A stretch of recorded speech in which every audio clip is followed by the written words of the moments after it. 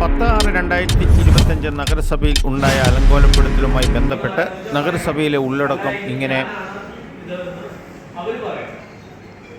അതെന്തായാലും നമ്മുടെ സഭയാധിപർ പറഞ്ഞ കാര്യത്തിനോടാണ് എനിക്ക് അത് ചെയ്തതാണ്.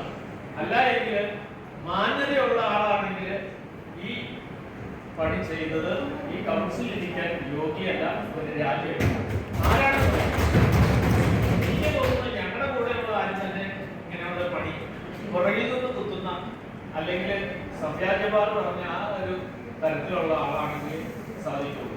അവർ ഈ കൗൺസിലിൽ ഇരിക്കാൻ യോഗ്യല്ല, അവർ രാജിവെക്കണം എന്നുള്ളതാണ് എന്റെ അഭിപ്രായം.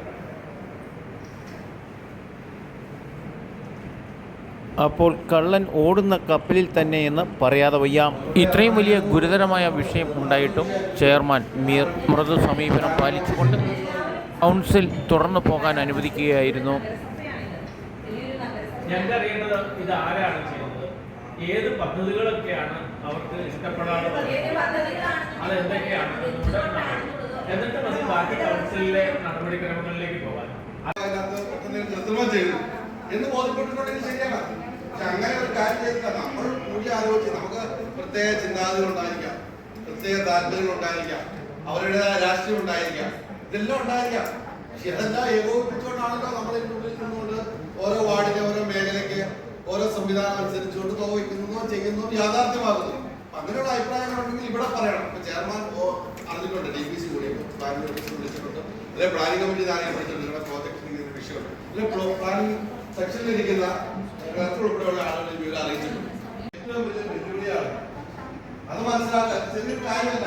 ഇപ്പൊ അത് പെൻഡിങ്ങിൽ വെച്ചാൽ 6 പ്രോജക്റ്റിന്റെ കൂടെ 10-150 പ്രോജക്റ്റിന്റെ കൂടെ നിൽക്കട്ടോ. നഗരസഭയുടെ പ്രാവശ്യം അംഗീകരിച്ചിട്ടാണ്, പഠിച്ചിട്ടാണ് അത് നോക്കുകയെന്ന് പറഞ്ഞാൽ എന്ത് ചെയ്യും?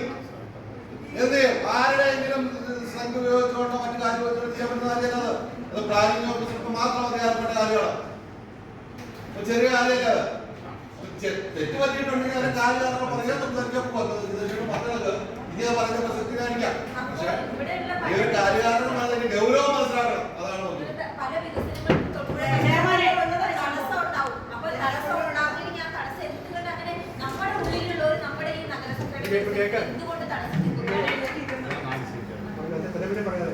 നമ്മുടെ ഈ കൗൺസിലില് എനിക്ക് തോന്നുന്നതല്ല, കറക്റ്റായിട്ട് 11 മണിക്ക് നമ്മൾ തുടങ്ങിയ കൗൺസില് വളരെ ആലോചിച്ച് നല്ല വിശദമായ ചർച്ചയ്ക്ക് ശേഷം ഏതാണ്ട് 5 മണി വരെ നീണ്ടു നിന്ന കൗൺസിലാണ് നമ്മുടെ അന്നത്തെ കൗൺസില്. കൗൺസിലിന് ശേഷവും നമുക്കൊരു ഗത്യന്തരമില്ലാതെ പല വിഭാഗത്തിൽ നിന്നും നമുക്ക് പൈസ കണ്ടെത്താൻ പറ്റാതെ അവസാനം ഹരി കൗൺസിലർ അന്ന് കൃത്യമായി പറഞ്ഞതാണ്, ഇനി എന്തെങ്കിലും ചെറിയൊരു മാറ്റം അങ്ങോട്ടോ ഇങ്ങോട്ടോ വരുന്നെങ്കിൽ അത് ചെയർമാന്റെ പൂർണ്ണ അധികാരം കൊടുത്തുകൊണ്ട് തന്നെ അന്ന് കൗൺസിലിൽ അവസാനം തീരുമാനം ചേട്ടൻ ഇവിടെ സൂചിപ്പിച്ചിട്ടുമുണ്ട്. എന്നിട്ടും ഈ തീരുമാനം മാറ്റാൻ ഒരു കൗൺസിലർ പറഞ്ഞിട്ടുണ്ടെങ്കിൽ അത് ഈ പല കൗൺസിലർമാരും പറയുമ്പോൾ ഇപ്പൊ ഇവിടെ പല കൗൺസിലർമാരും സൂചിപ്പിച്ചതുപോലെ തന്നെ പലരുടെയും നേരെ ഈ വിരൽ ചൂണ്ടുന്നുണ്ട്. അത് ആരായാലും അത് ഇനിയിപ്പോ ഈ വേദിയിൽ വെച്ച് വലിച്ചു കീറേണ്ട കാര്യമല്ല എന്നാണ് എനിക്ക് തോന്നുന്നത്. പ്ലാനിംഗ് ബോർഡിൽ ആര് പരാതി കൊടുത്താലും ആ കൗൺസിലർക്ക് അറിയാവുന്ന ഒരു പക്ഷേ എനിക്ക് തോന്നുന്നു ഇവിടെ പറഞ്ഞ പല കൗൺസിലർമാർക്കും ബോധ്യമുണ്ടെന്ന് തോന്നുന്നു. എനിക്കൊന്നും ബോധ്യമില്ല, ആരാണെന്ന് എനിക്ക് ബോധ്യമായിട്ടില്ല ഇപ്പോഴും.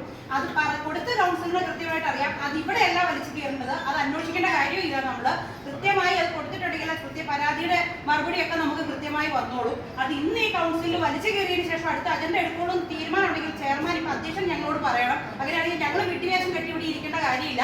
ഞങ്ങൾക്ക് ഇത് ഏതാണ്ട് 1 മണിക്കൂറായി, ഞങ്ങൾക്ക് പോയിട്ട് പല കാര്യങ്ങളുണ്ട്, ഞങ്ങൾക്ക് വേറെ പരിപാടികൾക്ക് പോകാം.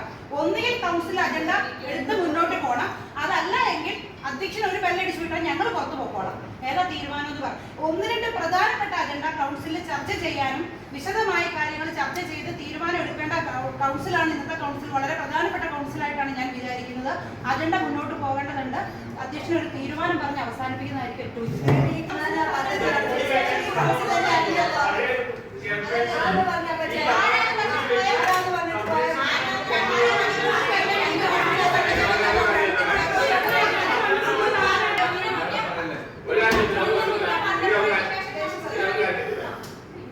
DPCക്ക് പോയത് എത്ര പ്രോജക്റ്റാണ്?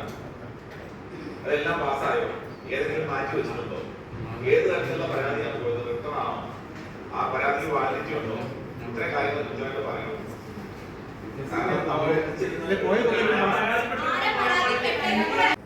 ഒന്ന് സ്പില്ലോവർ ലിസ്റ്റ് അംഗീകരിക്കുന്നതിനും അതുപോലെ ചില വർക്കുകളിൽ ചേഞ്ച് വരുത്തുന്ന കാര്യം ഉണ്ടായിരുന്നു. അതുമാണ് നമ്മൾ പ്രധാനമായിട്ടും കൊടുത്തിട്ടുള്ളത്.